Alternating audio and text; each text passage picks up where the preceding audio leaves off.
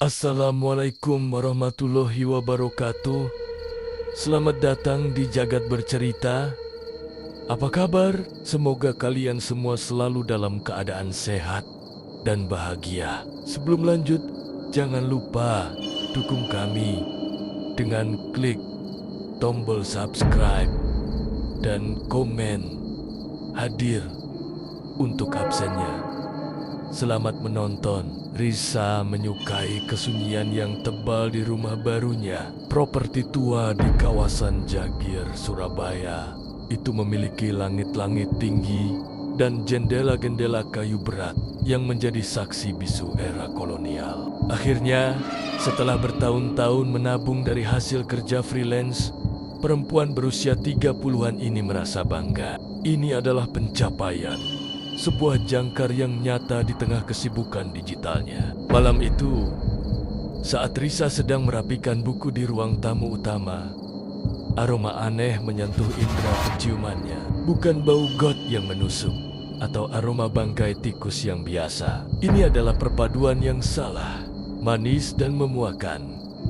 Seperti bunga yang membusuk di dalam cairan kimia yang keras. Mula-mula, baunya tipis, hampir tak terdeteksi, bersembunyi di balik wangi sabun pel yang baru dipakai. Risa mengangkat bahu. Rumah setua ini pasti menyimpan banyak kejutan tersembunyi. Mungkin ada kantong sampah terlupakan atau saluran air yang mampet. Pikiran tersebut menenangkan hatinya. Menutup pintu ruang tamu rapat-rapat, dia menyalakan lilin aromaterapi favoritnya. Mencoba menyingkirkan kecurigaan bahwa rumah impiannya telah menyambutnya dengan bau yang tak menyenangkan. Tentu, semua akan hilang keesokan hari. Namun, keesokan harinya, bau itu tidak hilang. Sebaliknya, aroma busuk tersebut terasa lebih berani. Seolah telah bermalam dan kini siap mengklaim wilayahnya. Seminggu berlalu dan pekerjaan Risa terganggu. Konsentrasinya buyar, tergantikan oleh sensasi mual yang konstan. Aroma itu kini bukan lagi samar-samar. Baunya pekat, berat, dan menempel di kain. Sang pemilik rumah melakukan serangan balik. Sebuah pertempuran kimia dilancarkan. Disemprotkannya pembersih enzimatik ke setiap sudut ruangan. Kantong-kantong kapur barus diletakkan di lemari dan celah dinding. Risa bahkan mengeluarkan semua isi dapur, mengecek apakah ada rempah-rempah yang membusuk atau wadah makanan yang tumpah. Tetapi hasilnya nihil. Rumah bersih, namun aroma busuk tetap berdiam, merayap dari lantai dan tembok. Keputusasaan mendorong Risa mengambil tindakan drastis. Dipanggilnya tukang sedot WC, meyakini masalahnya ada pada saluran pembuangan yang tersumbat. Setelah pemeriksaan menyeluruh yang memakan waktu 3 jam, sang tukang hanya menggeleng. Saluran aman, Bu. Saya curiga ada bangkai besar yang tersangkut di tembok. Tentu saja, dugaan itu membawa Risa pada layanan pengendali hama. Tukang pest control masuk dengan peralatan lengkap, menyisir setiap plafon dan kolong. Mereka bahkan memasang kamera kecil untuk memastikan tidak ada tikus mati yang menjadi sumber masalah. Hasilnya nihil. Situasi ini mulai menarik perhatian sekitar. Bu Siti, tetangga sebelah, sering berhenti sebentar di pagar dengan ekspresi penuh tanya. Ada bau aneh, Mbak Risa, seperti bau anopsi. Pertanyaan-pertanyaan sinis itu membuat Risa merasa malu dan frustrasi. Semua usaha mengeluarkan uang dan tenaga tidak membuahkan hasil. Bau itu tidak bisa dihilangkan karena ia tidak berada di udara, melainkan di dalam struktur bangunan itu sendiri. Dalam kelelahan, Risa menyandarkan diri pada dinding di sudut ruang baca, area paling sepi di rumah. Dinding itu, entah mengapa, Terasa dingin menusuk telapak tangannya. Ditempelkannya hidung ke permukaan cat. Bau yang paling kuat, paling menyengat, berasal dari titik dingin ini. Tepat di depannya, di lantai tegel yang sudah usang, tersemat bercak coklat tua, sekilas mirip karat, namun jauh lebih gelap dan lengket. Sebuah pikiran dingin mulai merayap. Bau ini bukan dari luar. Bau ini adalah rahasia yang disimpan oleh rumah kolonial ini. Rasa jijik telah berganti menjadi obsesi. Pemilik rumah muda itu sekarang menghabiskan waktu berjam-jam di ruang baca, mempelajari dinding dingin itu seolah menghadapi teka-teki kuno. Dicobanya mengetuk permukaan dinding dengan buku tebal, lalu dengan palu kecil. Terdengar bunyi yang jelas berbeda. Dinding di sudut lain berbunyi padat, keras, seperti yang seharusnya. Namun, dinding di belakang meja belajarnya menghasilkan resonansi yang aneh. Suara kopong yang menipu, seolah ada ruang hampa yang seharusnya tidak ada. Perasaan itu sangat mengganggu, menimbulkan pertanyaan. Apakah ini renovasi biasa atau upaya penyembunyian yang disengaja? Dipasanginya termometer digital. Suhu di dinding itu secara konsisten 3 derajat Celcius lebih rendah daripada dinding sekitarnya. Perbedaan kecil namun signifikan, menegaskan keanehan yang dirasakan telapak tangan Risa. Lalu, perhatiannya kembali ke lantai tegel usang. Bercak coklat tua itu, yang semula dianggap karat atau noda cat, terasa kasar dan mati saat disentuh. Aroma manis yang memuakan itu paling kuat di dekat situ.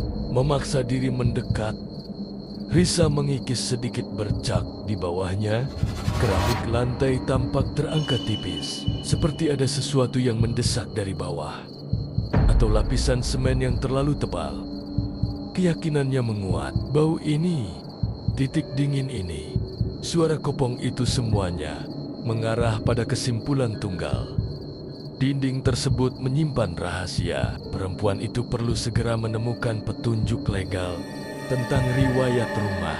Risa menuju tumpukan dokumen tebal berisi surat-surat hak milik. Dibolak-baliknya halaman demi halaman, pencarian di dokumen rumahnya hanya memberikan sepotong kecil informasi. Untuk riwayat yang lebih dalam, Risa harus meninggalkan rumah berhantu aroma itu dan pergi ke kantor arsip kota. Pagi itu, di tengah tumpukan debu dan kertas kuning, Risa menemukan catatan kecil tentang properti Jagir tersebut. Pemilik lama rumah itu adalah seorang pria bernama Pramudia, seorang arsitek ternama di era 1970-an. Arsitek tersebut tidak hanya merancang banyak bangunan ikonik di Surabaya, tetapi juga mendesain rumah yang kini ditempati Risa, menggunakannya sebagai studio pribadi. Namun, Pramudia menghilang. Catatan kepolisian lama menyebutkan kasus orang hilang, meskipun tidak pernah diselidiki secara mendalam. Informasi tambahan datang dari petugas arsip yang sudah tua, yang mengingat desas. Pramudia dikenal sebagai pribadi tertutup, perfeksionis, dan keras kepala. Sebelum lenyap, sang arsitek dikabarkan terlibat perselisihan sengit mengenai proyek besar dengan rekan kerjanya. Konflik itu begitu hebat sampai menghancurkan reputasinya. Risa kembali ke rumah dengan perasaan campur aduk. Arsitek yang mendesain dan tinggal di rumah ini lalu menghilang tanpa jejak. Mungkinkah dinding itu adalah karya terakhirnya? Sebuah upaya persembunyian yang begitu sempurna dari dunia luar. Dibandingkan dengan bau aneh dan titik dingin, kaitan Pramudia dengan rumah ini jauh lebih mengerikan. Arsitek itu pasti memiliki akses tak terbatas ke bahan bangunan, pengetahuan struktural, dan motivasi yang cukup untuk menyegel rahasia. Sekarang, Risa tidak hanya menghadapi masalah properti. Dia menghadapi bayangan kelam seorang seniman yang karyanya mungkin adalah kejahatan. Ketakutan berganti menjadi tekad. Dinding itu harus dibuka. Itu satu-satunya cara mengusir bau busuk masa lalu yang telah meracuni masa kini. Tekad sudah bulat. Risa tahu risiko yang diambilnya, tetapi hidup dalam teror bau busuk dan misteri tak terpecahkan terasa lebih buruk daripada menghadapi kebenaran mengerikan. Setelah beberapa hari mencari, sang perempuan menemukan seorang tukang bangunan tua bernama Pak Karmin. Sosok yang dikenal pendiam dan menjaga kerahasiaan pekerjaannya. Risa memberikan bayaran 2 kali lipat, menuntut janji bungkam. Pekerjaan dimulai pada malam hari. Palu godam dan pahat disiapkan. Risa mengenakan sarung tangan tebal dan masker ganda, berdiri di belakang Pak Karmin.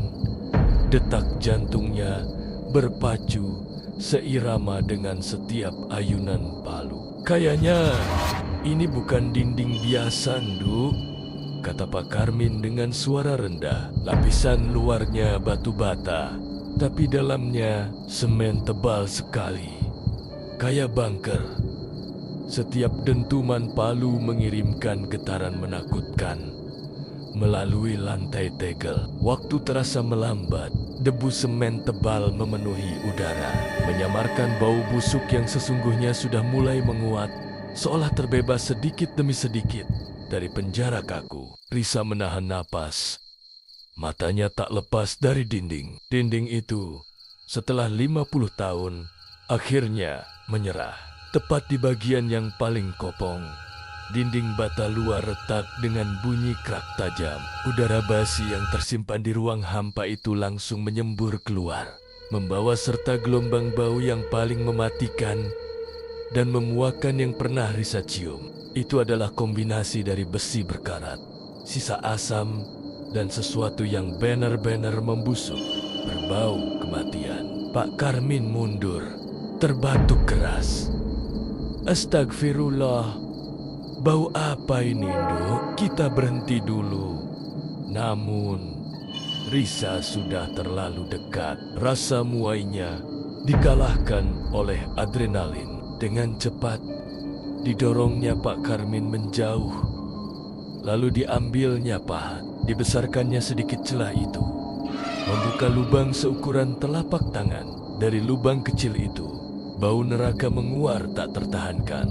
Risa menyalakan senter telepon genggam. Digenggamnya kuat-kuat, lalu diarahkan cahaya tajam ke dalam ruang tersembunyi. Ruang itu kecil dan gelap. Jantung Risa hampir berhenti ketika melihat sekilas objek di dasar ruang itu. Bukan tulang putih, bukan sisa-sisa kain busuk, melainkan kilauan logam. Setelah membersihkan debu di sekitar celah, Risa mendorong tangannya masuk dengan hati-hati. Dirabanya permukaan dingin, keras, dan kasar. Berhasil dijangkaunya objek itu. Sebuah kotak baja kecil yang terbungkus kain tebal.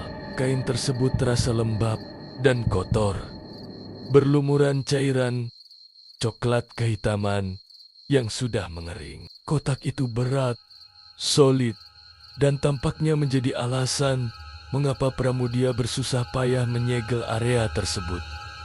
Risa menarik napas pendek. Ia tahu penemuan ini akan mengubah segalanya. Dibawanya kotak itu keluar dari lubang dinding, menjauh dari aroma yang menusuk. Diletakkannya benda itu di lantai ruang tamu, di bawah cahaya lampu. Cairan yang menempel pada kotak itu terlihat seperti darah lama yang membeku. Akhirnya, Risa menyadari rahasia Pramudia jauh lebih besar dari sekadar perselisihan bisnis. Kasus ini bukan lagi urusan pribadi, melainkan kasus polisi. Risa bergegas ke kamar tidur, meninggalkan Pak Karmin yang tertegun di ruang baca. Kotak baja diletakkan di atas meja. Tangannya gemetar saat membersihkan kunciannya. Keputusan sudah bulat. Penemuan di dalam kotak harus diselidiki sebelum polisi dilibatkan. Perempuan itu tidak ingin properti yang baru dibeli menjadi lokasi tempat kejadian perkara tanpa alasan kuat. Dipaksa sedikit, kotak itu terbuka dengan bunyi klik yang memilukan. Bau yang tertahan di dalam kotak segera menyeruak lebih tajam dan terkonsentrasi. Risa memalingkan wajah sejenak, lalu memaksa diri melihat isinya. Ada dua benda di dalam sana.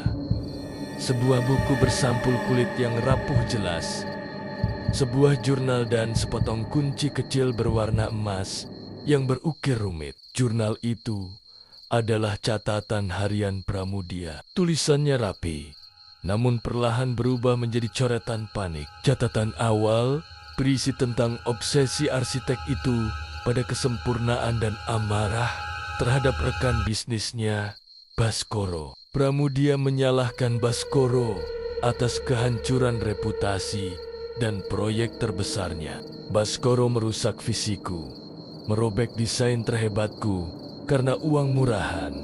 Tulis Pramudia dalam satu entry. Dendam membara di setiap kata. Perlahan, jurnal itu menjadi catatan perjalanan sang arsitek menuju kegilaan. Rasa sakit hati dan kekecewaan itu tertuang dalam setiap goresan pena, menjadi cetak biru bagi sebuah rencana mengerikan yang belum terungkap sepenuhnya. Risa tenggelam dalam kata-kata Pramudia. Jurnal itu menjelaskan bagaimana arsitek tersebut mendedikasikan hidupnya untuk rumah Jagir ini, menjadikannya kanvas sempurna untuk membalas dendam. Rumah ini adalah monumen kehancuran, bukan hanya tempat tinggal.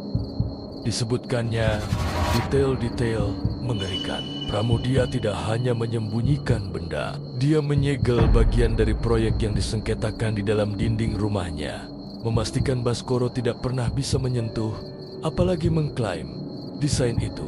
Namun, bagian yang paling meresahkan datang dari entry terakhir. Aku telah menciptakan sesuatu yang abadi, bau yang akan menjadi saksi bisu kebenaran. Baskoro akan selalu ada dalam kebusukan yang termanis, terkunci dalam mahakarya arsitekturku. Kunci emas ini membuka pintu kedua, bukan pintu di sini, pintu yang memimpin pada penyempurnaan proyek kami. Risa menggigil.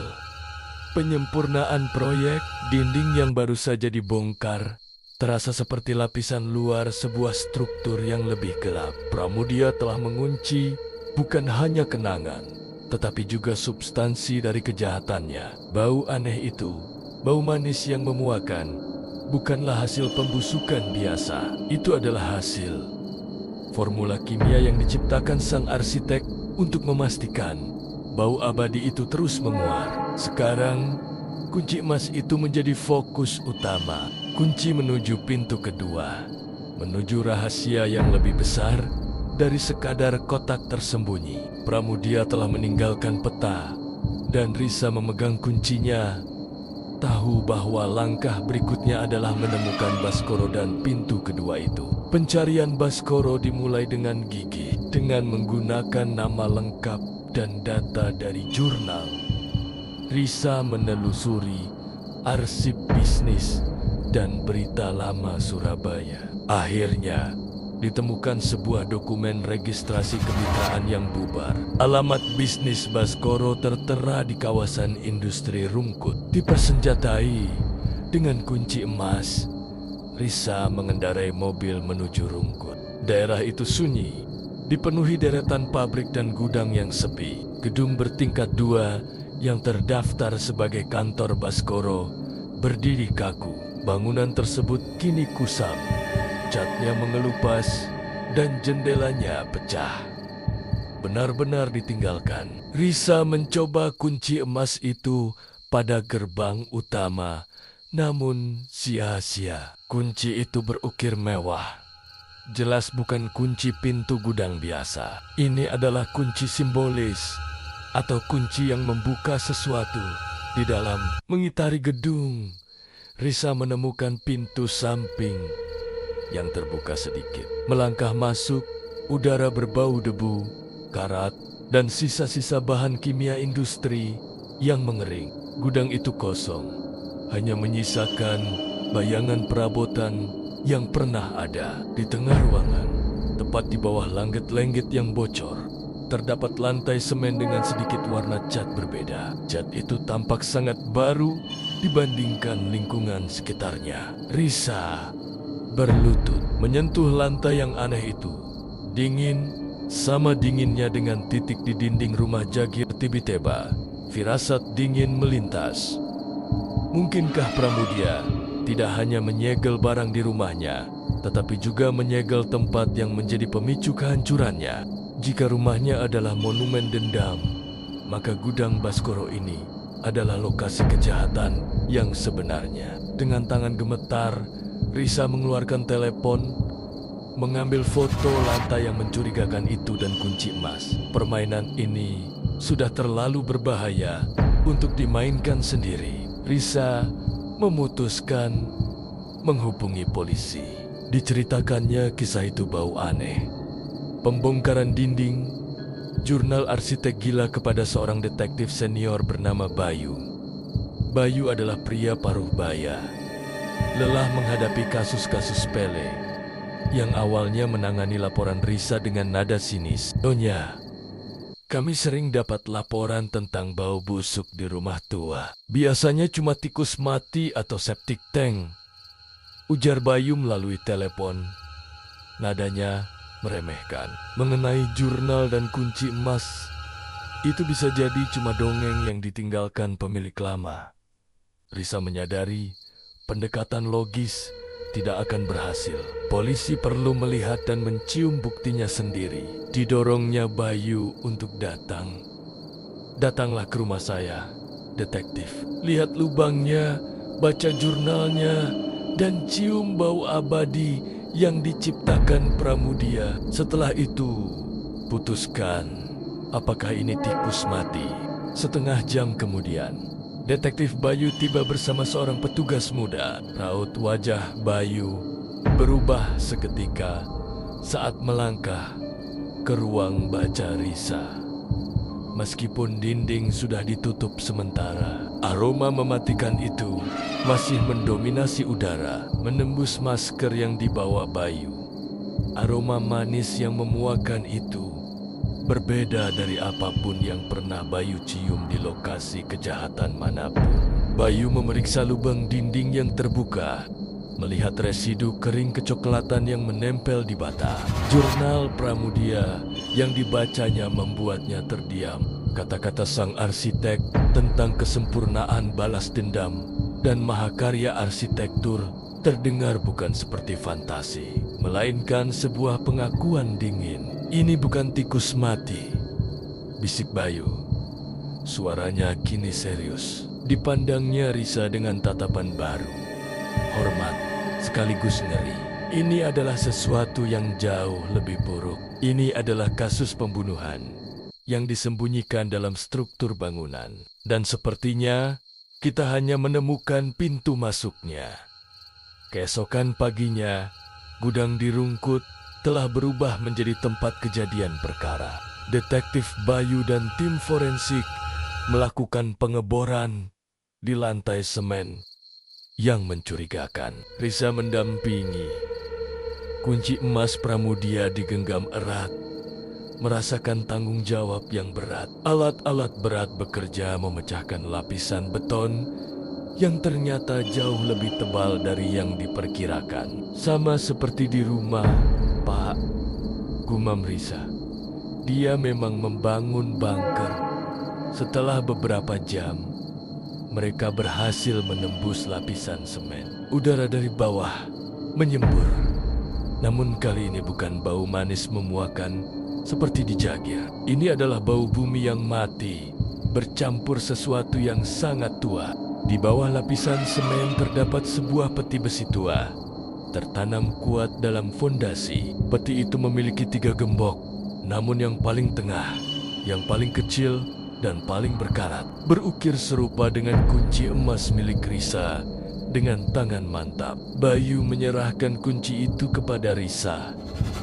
Sang pemilik rumah memasukkannya, memutar pelan. Bunyi klek terdengar, memecah kesunyian gudang. Peti besi terbuka. Di dalamnya, Baskoro ditemukan. Baskoro rekan bisnis Pramudia terbaring. Tubuhnya tidak membusuk. Dia tampak terawat, kulitnya mengering dan kaku, seperti patung mumi yang disuntik. Ekspresi wajahnya beku dalam kepedihan. Di dadanya tergeletak sebuah gulungan kertas yang disegel. Inilah proyek abadi itu, bisik Bayu, terkejut. Dia tidak ingin Baskoro membusuk. Dia mengawetkan mayat ini, memastikan Baskoro akan selamanya berada di gudang yang Baskoro banggakan. Bab 12. Cetak biru mahakarya temuan itu segera dibawa ke laboratorium forensik. Hasilnya menguatkan teori Bayu. Pramudia, sang arsitek gila, telah menggunakan campuran zat kimia yang kompleks, sebagian pengawet, sebagian lagi penghasil gas yang berbau harum, tetapi mematikan untuk menciptakan pengawetan yang unik. Bau manis yang memuakan itu adalah tanda tangan kejahatan Pramudia. Sementara itu, Risa dan Bayu membuka gulungan kertas yang ditemukan bersama mayat Baskoro. Itu bukan jurnal, melainkan cetak biru arsitektur yang sangat detail. Di sudut cetak biru itu, Bayu melihat tulisan tangan Pramudia. Pintu kedua menuju penyempurnaan proyek. Cetak biru itu adalah rencana terperinci untuk sebuah menara komersial yang belum selesai, yang pembangunannya terhenti karena perselisihan antara Pramudia dan Baskoro 50 tahun lalu. Di bagian fondasi menara tersebut, Pramudia telah menandai sebuah koordinat, tempat yang disebutnya pusat visi. Koordinat tersebut mengarah ke lokasi konstruksi terbengkalai di pinggiran kota. Bayu menyadari jika tubuh Baskoro adalah mahakarya pertama, maka pusat visi pasti menyimpan kesimpulan cerita ini atau tubuh Pramudia sendiri. Ketegangan mencapai puncak. Risa merasa terhubung secara aneh dengan kisah dendam lama ini, didorong oleh hasrat untuk mengakhiri siklus kebusukan. Dia meminta Bayu untuk membawanya. Sang detektif menolak, tetapi melihat tekad di mata perempuan itu yang telah mempertaruhkan segalanya untuk membuka kebenaran, akhirnya mengalah.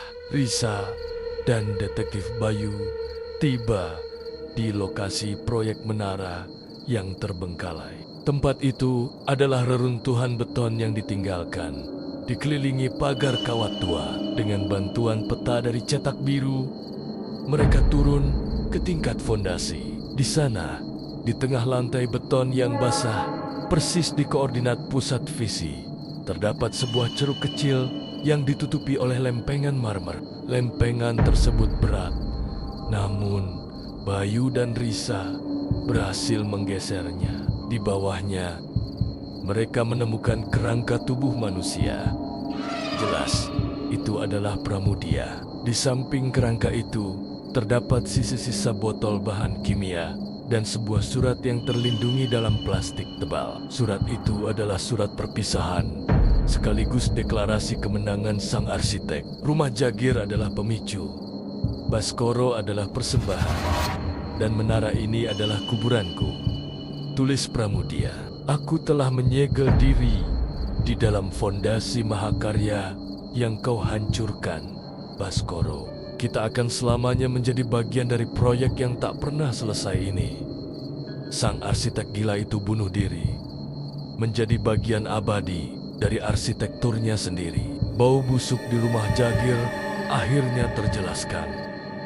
Bau itu adalah esensi dari dendam yang didesain secara kimia, bertujuan untuk terus menghantui properti Pramudia selama Baskoro terawetkan, menjaga rantai kejahatan tetap utuh.